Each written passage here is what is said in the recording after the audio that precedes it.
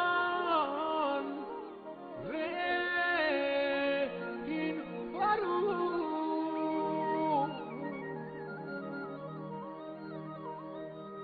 Jadan Jadan Jadan Jadan Hanya orang duri Terjerte Terjerte Terjerte Terjerte Wah bener sini Terjerte Terjerte Terjerte Terjerte Wah bener sini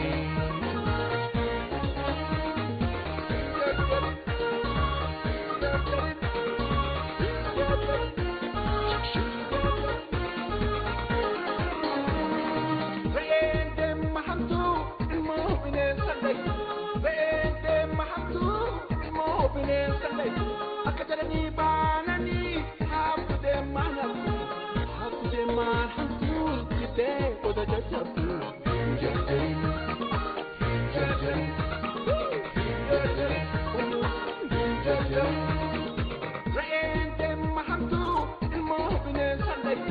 reente mahamtu ilmo bine sandai akajarani banani hafu de mana hafu de man hantu Oda jajatu, jajarin, jajarin, jajarin, jajarin.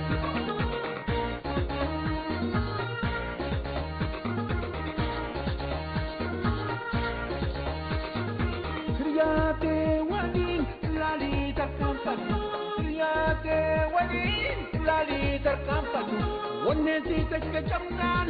lama tanaman satu. Lugar terkenal untuk masyarakat padu jajarin jajarin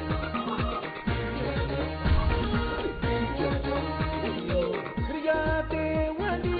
lali terkampadu kriyate wali lali terkampadu wanne si terkecamkan lama tanaman satu lugar terkenal untuk masyarakat padu jajarin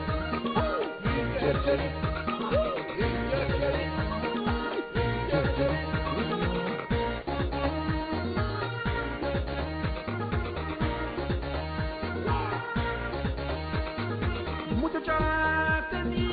jigani khufumiti Mutajatani jigani khufumiti Ammu dagachur wabi jiranyamiti Dan sake kalikatu Sutu matakampatu Jajan Jajan